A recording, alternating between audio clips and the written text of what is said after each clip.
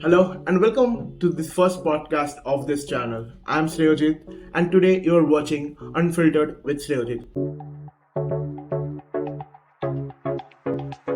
Today we have our guest Shomak Hajra. Hello Shomak. Hello. Okay, so today we'll be solving an age-old question about why games don't feel the same the way used to be. So first Shomak, I want to ask you what made you feel that games are one of the best companions a person could have? As for my opinion, you can see I started gaming around I guess 2011 or 12. On that time, I don't know about gaming that much. So one day I just went off to my brother's place, my elder brother's place, and watched him playing GTA Vice City, one of the famous games of that time. Yeah, So after playing that game, I literally fell in love with games. From that game to another game, from Max Point, many other games I suffered and a lot.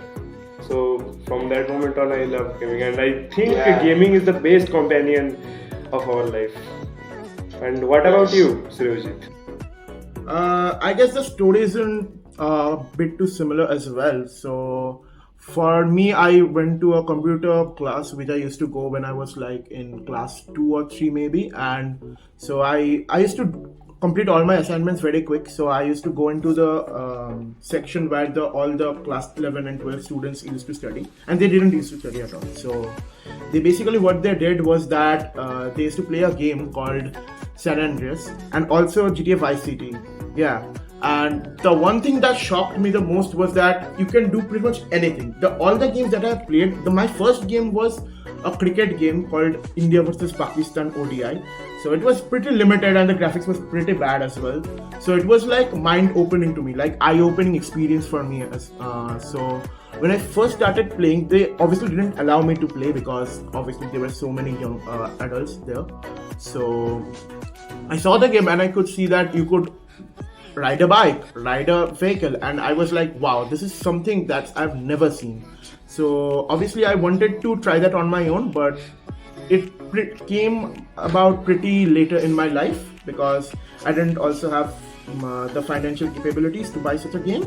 But obviously when it happened, it was one of the most brilliant thing that has ever happened to me in my life.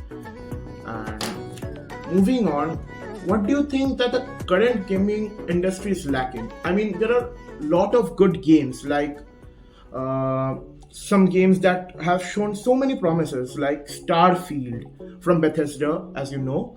Why do you think that these games are not performing as good as games that came out like in 2008 or 9, like probably like Resident Evil or like RDR1? So why do you think that? So, if you think like that, then I have to say that from the game, from that time, they actually focuses on the story, and we used to enjoy that story while playing that games. And in today's game, in this new era of gaming, the maximum production or the maximum company of gaming are focused on better graphics, better quality. They are not mainly, I think they should be more focused on the story modes. And yes, exactly. yes, so I think that is the reason most of the while the old gamers don't feel like the new games. If I say something about myself, then what I think that back in the day, all these companies were growing, so they were not like big tight or companies that they are now. And these days, all the motives are basically to get the maximum amount of money that they could grab. If I could name drop someone, I could say Ubisoft and EA. Basically, they put microtransaction NFTs in every single point of the game, where basically buying their one of the base models of the game also cost like a huge amount of money. For example, the Skull and Bones game by Ubisoft, that cost, the base model cost $70 to buy. That's ridiculous to me.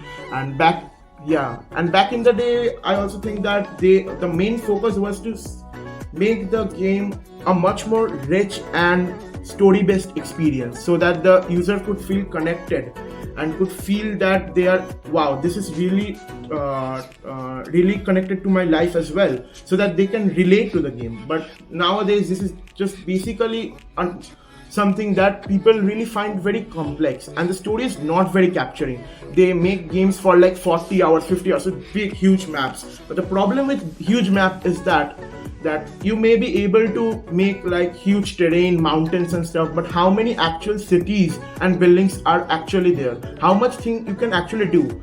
Some I would, if I say some game, it's, I think that let's talk about GTA 5 for example. I think GTA 5 is, most of the playable actual city is in the southern part of it, and all the other parts like the Palito Bay and all that are fully filled with mountains and hilly regions.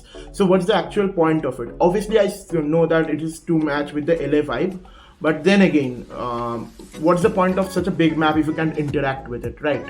So I think that's it for the today's video and podcast.